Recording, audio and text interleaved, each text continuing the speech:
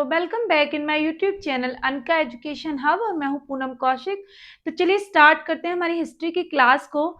जो हम अपना सिंधु सभ्यता वाला टॉपिक पढ़ रहे हैं उसमें आज का जो हमारा टॉपिक है वो है मोहनजोदड़ो। तो हमने पहले हड़प्पा नगर को पढ़ा है और आज हम मोहनजोदड़ो से जुड़े हुई जो भी जानकारी और वहां से क्या क्या अवशेष प्राप्त हुए हैं, आज हम उस सारी जानकारी को देखने वाले हैं अपनी इस वीडियो में। तो चलिए शुरू करते हैं फटाफट से। मोहनजोदड़ो इस शब्द का जो मतलब होता है बच्चों, इसका मतलब है कब होता है बच्चों, वो है मृतकों का टीला।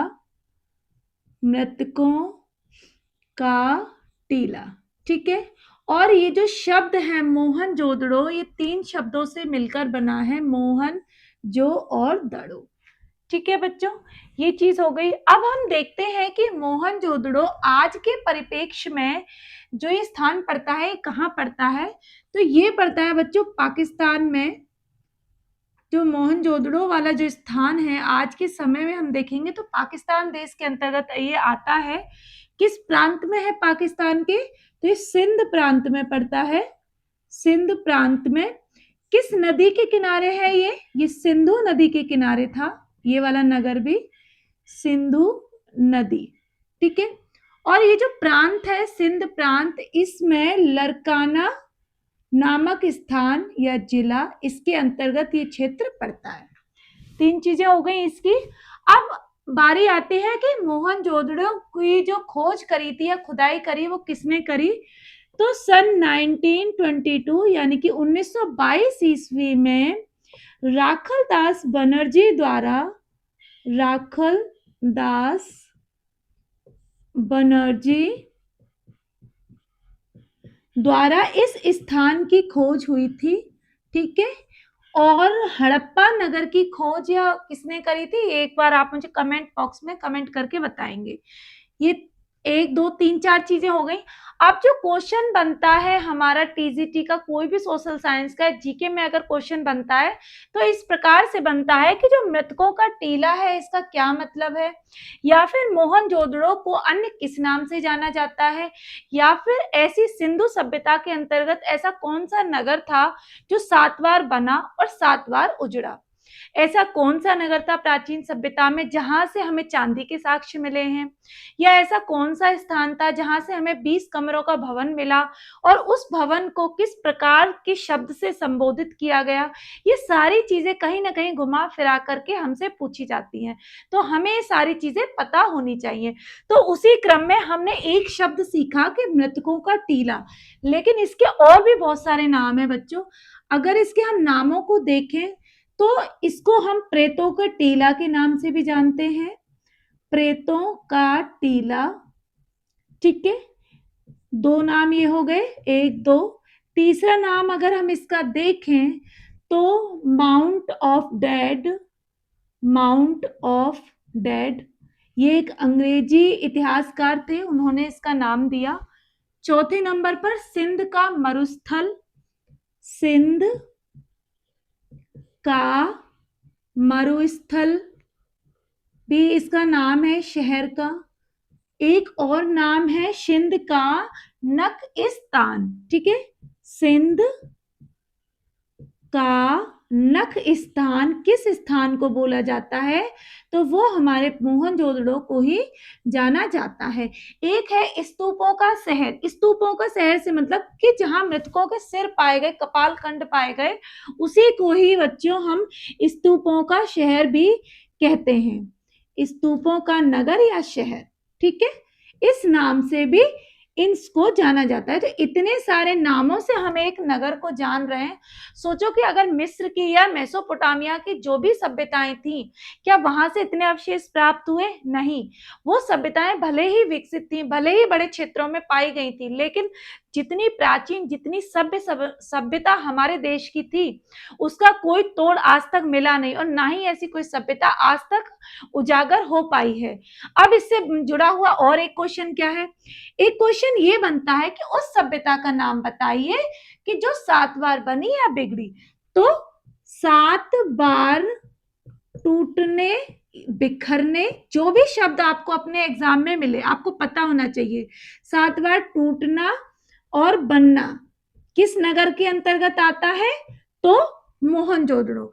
कौन सी परिस्थिति थी? प्राकृतिक आपदाएं आई थी, लड़ाई झगड़े हुए थे, किस कारण से शहर बार बार बन रहा था, बार बार उजड़ रहा था, उस समय की क्या परिस्थितियां थी, वो तो चीजें आज तक हमें नहीं पता, लेकिन प्रश्न इस प्रकार से बनते हैं बच्चों की, कौन सा ऐसा नगर था जो बार बार बन रहा था और बार बार टूट रहा था, क्योंकि इसके जो दुर्ग थे वो सामान्य जनता के रहन सहन के आसपास ही थे। तो हो सकता है उस समय के जंगली जानवरों के कारण ये चीजें होती हो कि क्यों बार बार दुर्ग टूट जाते थे। तो हाँ, एक क्वेश्चन और बच्चों ये बनता है कि दुर्गों का नगर किसे कहते हैं? तो दुर्गों का नगर भी हमारा मोहनजोदड़ो ही कहलाएगा। ठीक है, कब्रिस्तान हमें कहां से नहीं मिला है? तो कब्रिस्तान हमें मोहनजोदड़ो से नहीं मिला और हमें हड़प्पा नगर से मोहनजोदड़ो की कब्रिस्तान के साक्ष्य प्राप्त हुए हैं। ठीक है, आपको बिल्कुल भी कंफ्यूज नहीं होना है। एक और नेक्स्ट जो टॉपिक से बनता है कि स्टुअर्ट पिगट पीटर ने मोहनजोदड़ो के बारे में क्या परिभाषा दी? तो इन्होंने बच्चों हड़प्पा नगर वा नहीं लिखेंगे, और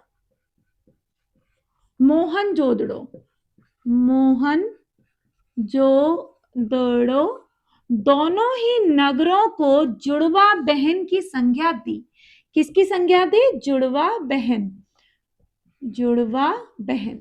तो ये प्रश्न अगर आपसे पूछा जाए कि जुड़वा नगरों किसको कहा जाता है, तो वो हड़प्पा और मोहनजोदड़ो को कहा जाएगा। किसने दिया? स्टुअर्ट पिगट पीटर ने ये परिभाषा दी इन नगरों के बारे में। अब हम देखेंगे कि मोहनजोदड़ो से हमें कौन कौन से अवशेष प्राप्त हुए हैं और क्या क्या चीजें हैं जिनके बारे में हमें पता होना। देखो बच्चों, अब मैंने यहाँ पर लिखे हैं मोहनजोदड़ो से प्राप्त जो भी हमारे अवशेष हैं। ठीक है, तो इसमें बच्चों एक विशाल अन्नागार मिला है जो कि हमें पता है कि 45.71 फीट कुछ लंबा और बच्चों 14.23 फीट कुछ इसकी चौड़ाई है। ठीक है, ये जो अन्नागार है ये विशेष प्रकार से बनाया गया है जिसमें कि अन्न सुरक्षित रहता था, और इस प्रकार के अन्नागार जो हैं बच्चों वो हमें मेसोपोटामिया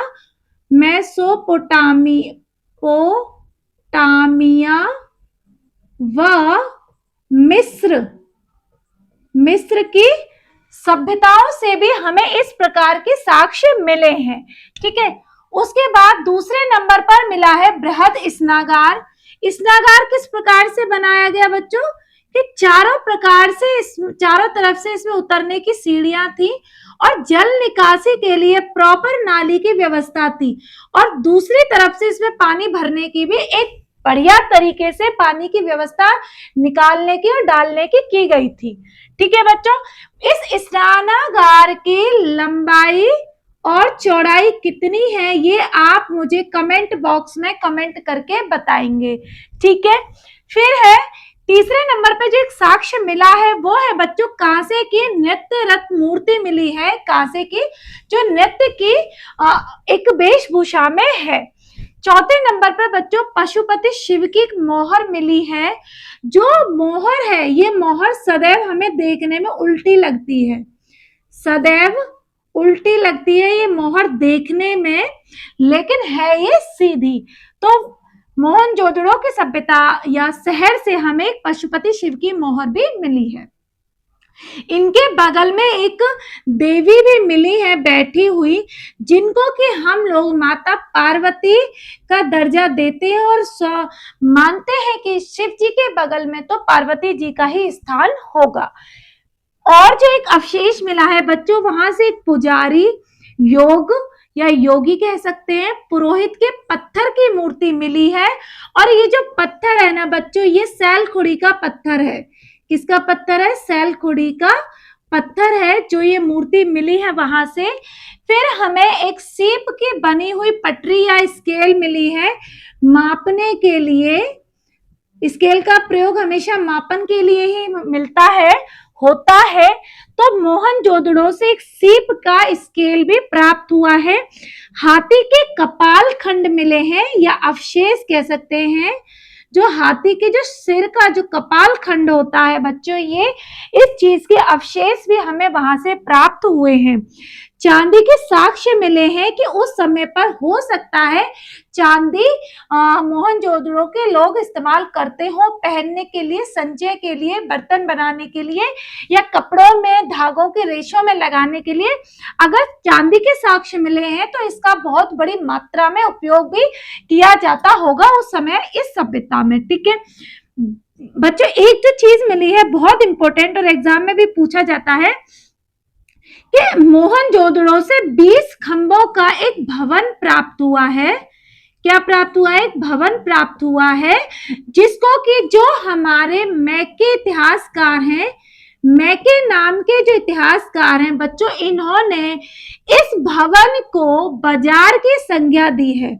किसकी संज्ञा दी है? बाजार की संज्ञा दी है और कहा कि हो सकता है इस भवन का प्रयोग मोहनजोदड़ो के लोग अपने बाजार के लिए करते हो, अपने सामान के बेचने के लिए करते हो। ठीक है 10वें नंबर पर एक हत्थे, जो हत्था होता है किसी चीज को उसमें छेद करने के लिए, बसूला का भी साक्ष्य वहां से मिला है। और एक क्वेश्चन बनता है कि बच्चों जो मोहनजोदड़ो है वहां से किसी भी प्रकार के कब्रिस्तान का उल्लेख या अवशेष हमें प्राप्त नहीं हुए हैं। हड़प्पा सभ्यता में कब्रिस्तान मिला है कि लोग अंतिम संस्कार भी करते थे, दफनाते भी थे, उनकी चीजों के साथ उन्हें दफना दिया करते थे जो चीजें उन्हें बहुत ज्यादा प्यारी होती थी। लेकिन मोहनजोदड़ो में इस प्रकार का कोई भी साक्ष्य नहीं मिला है। और एक चीज की जो मोहनजोदड़ो है और हड़प्पा है, दोनों ही शहरों के दुर्ग जो थे बच्चों ये अलग अलग दुर्ग थे। ऐसा नहीं कि हड़प्पा वाले दुर्ग को ही मोहनजोदड़ो के लोग इस्तेमाल करते थे, नहीं, दोनों शहरों के अपने अलग अलग दुर्ग होते थे। जो मोहनजोदड़ो था वो संख्या की, लोगों की संख्या की दृष्टि से भी और क्षेत्रफल की दृष्टि से भी एक बहुत बड़ा नगर उस समय था। इतना बड़ा नगर कि मेसोपोटामिया और मिस्र की सभ्यता में भी इतने बड़े लंबे चौड़े शहर का कोई भी उल्लेख अभी तक हमें प्राप्त नहीं हुआ है। वहां से हमें अन्नागार मिले हैं, स्नानागार मिले हैं, लेकिन जिस प्रकार का स्नानागार हमें मोहनजोदड़ो से प्राप्त हुआ है वो सारी सभ्यताएं हमारी इस सभ्यता के सामने एकदम ओछी प्रतीत होती हैं। ठीक है बच्चों, तो आज हमने मोहनजोदड़ो को समझ लिया, पढ़ लिया, वहां से क्या क्या अवशेष प्राप्त हुए, हमने इन सब चीजों को आज अच्छे से डीपली से समझा है। अगला जो हम नगर को पढ़ेंगे वो धौलावीरा को हम पढ़ेंगे। तो आपको आज की वीडियो कैसी लगी एक बार कमेंट करके मुझे जरूर बताना। तो चलिए मिलते हैं एक नई क्लास में एक नए टॉपिक के साथ। Bye bye, Radhe Radhe.